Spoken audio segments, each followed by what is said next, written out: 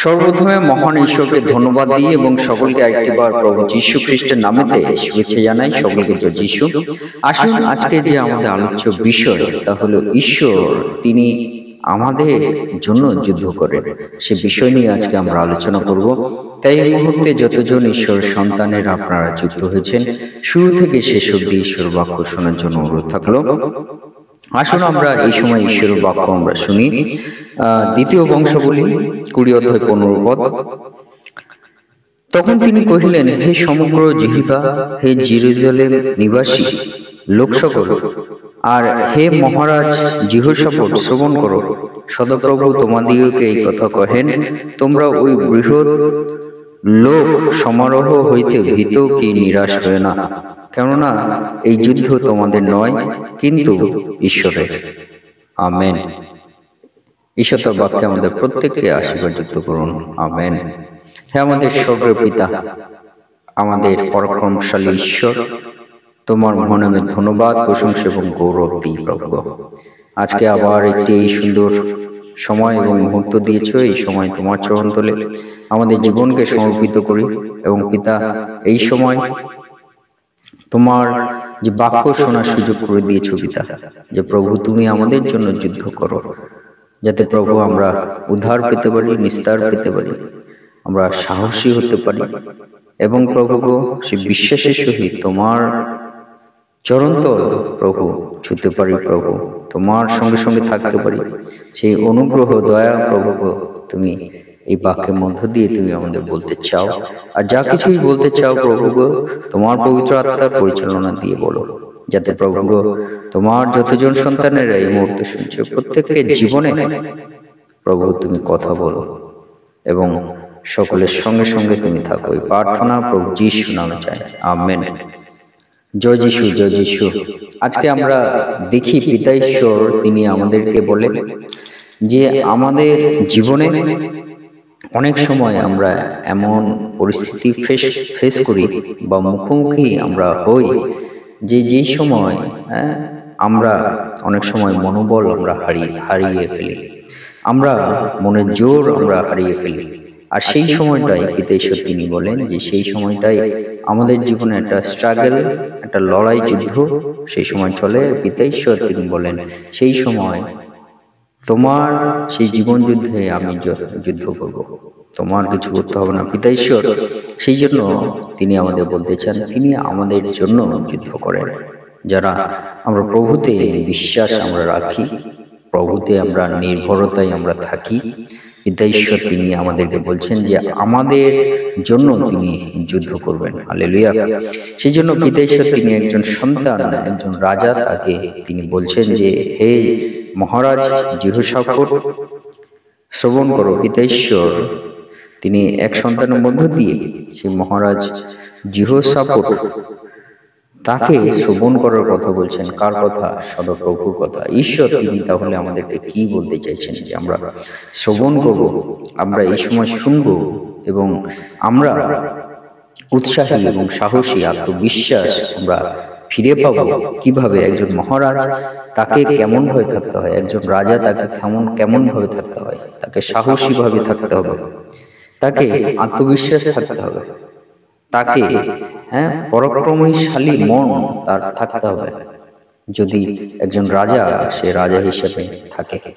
কিন্তু সেই রাজা তিনি কি মন থেকে ভীত এবং নিরাশ হল কেন?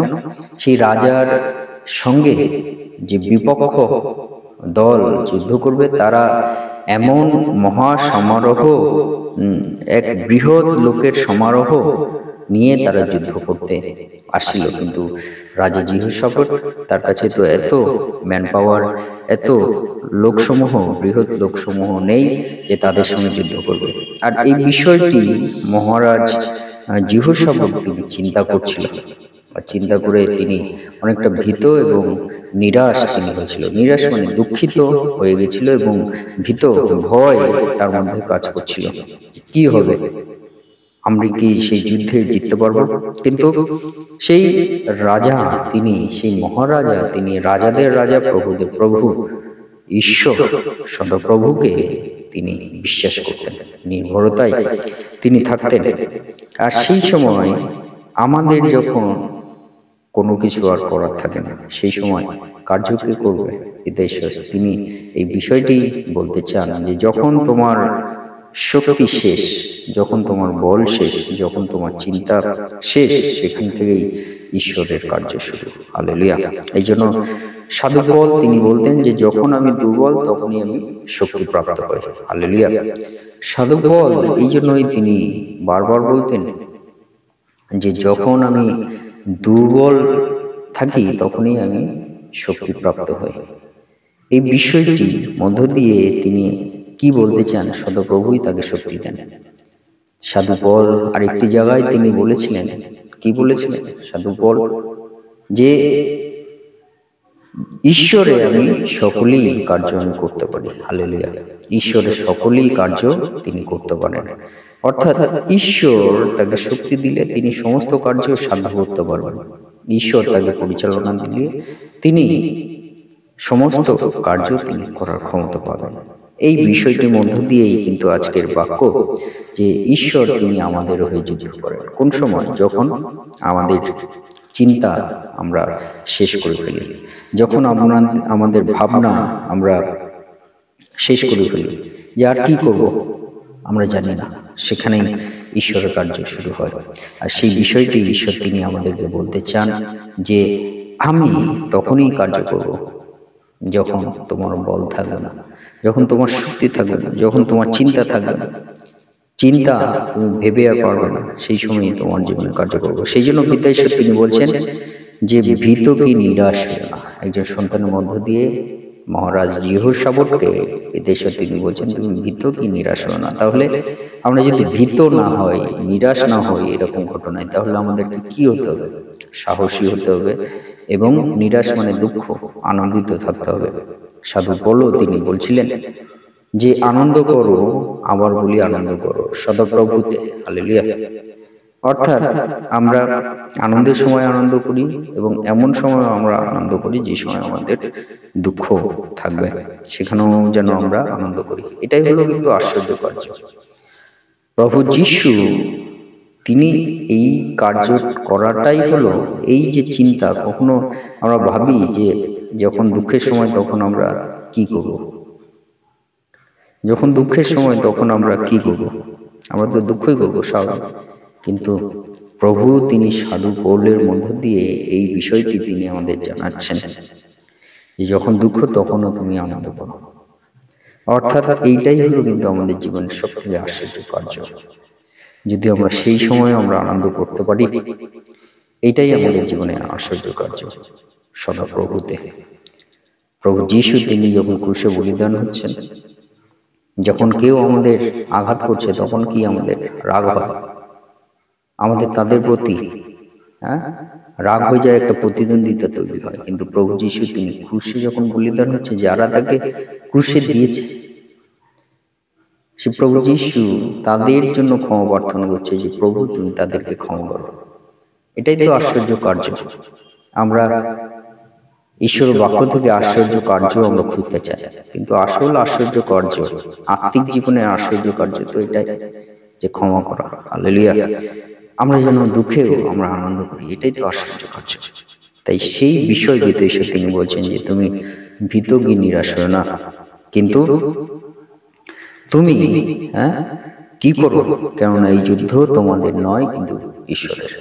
অর্থাৎ এই যুদ্ধ ঈশ্বর তিনি আমাদেরকে অলৌকিক কার্য তিনি প্রদান করবেন। আর সেই মধ্য দিয়ে পিতা ঈশ্বর তিনি আমাদেরকে কি বলতে চান? তিনি আমাদের বলতে চান আমরা যেন দুঃখিত আমরা কখনো না হয়ে পড়ি, আমরা যেন ভীত না হয়ে পড়ি, ভয় যেন আমরা না করি। কারণ সদাপ্রভু তিনি বলছেন যিশা তার 41 অধ্যায় 10 পদে যে ভয় করো না, কেননা আমি তোমার সঙ্গে সঙ্গে আছি। ব্যাকুল হও না, কেননা আমি তোমার ঈশ্বর, আমি তোমাকে সাহায্য করিব, আমি তোমাকে পরাক্রম দিব, আমি আপন ধর্মশীলতার দক্ষিণ হস্ত দ্বারা তোমাকে ধরিয়া রাখিব। আমেন। হালেলুয়া। অর্থাৎ পিতা ঈশ্বর কোনো মতেই তিনি চান না যারা প্রভুকে বিশ্বাস করেন, প্রভুতে নির্ভর রাখেন, প্রভুর উপাসনা আরাধনায় যুক্ত হয়েছেন, প্রত্যেককে পিতা ঈশ্বর তিনি একটি বিষয় তিনি বলতে চান যেন আমরা কোনো মতে আমরা ভয় না হই। ভয় যেন আমাদের জীবনে কার্য না করে। হালেলুয়া।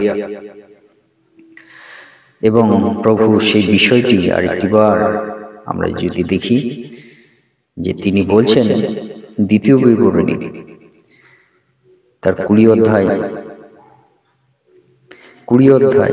4 পদ, সেখানে দেখি যে কেননা তোমাদের ঈশ্বর সদপ্রভুই তোমাদের নিস্তারার্থে তোমাদের পক্ষে তোমাদের শত্রুগণের সহিত যুদ্ধ করিতে তোমাদের সঙ্গে সঙ্গে যাইতেছে। আমেন। অর্থাৎ আমাদের যেখানে বাধা আমাদের জীবনে, সেটাই কিন্তু আমাদের সেই সময় যুদ্ধের সময় আমাদের পড়ে। আমাদের জীবনে সেই সময় যুদ্ধের সময়টা পড়ে, যেখানে আমরা বাধা আমাদের জীবনে আসছে। কিন্তু পিতা ঈশ্বর তিনি বলছেন যে কেননা তোমাদের ঈশ্বর সদপ্রভু তোমার নিস্তারার্থে তোমার পক্ষে তোমাদের শত্রুগণের সহিত যুদ্ধ করিতে তোমাদের সঙ্গে সঙ্গে যাইতেছে। হালেলুয়া। এর মধ্য দিয়ে পিতা ঈশ্বর তিনি বলতে চান যেখানে আমাদের বাধা, সেখানে প্রভু তিনি সেই বাধা মুক্ত করবেন। এবং 2 নম্বর, পিতা ঈশ্বর তিনি তোমাদেরকে উদ্ধার করবেন, সেই বাধা সরিয়ে উদ্ধার করবেন, পরিত্রাণ দেবেন। 3 নম্বর, পিতা ঈশ্বর তোমার সঙ্গে সঙ্গে থাকবেন। হালেলুয়া।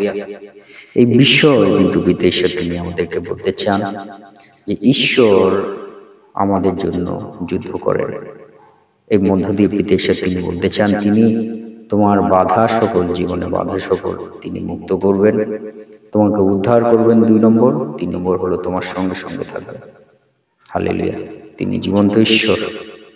তাই আজকে উৎসাহিত করতে চাই, আসুন আমরা আমাদের সেই জীবন্ত ঈশ্বর তার চরণতলে আমাদের জীবনকে সমর্পিত করি, তার চরণতলে আমাদের জীবনকে আমরা রাখি।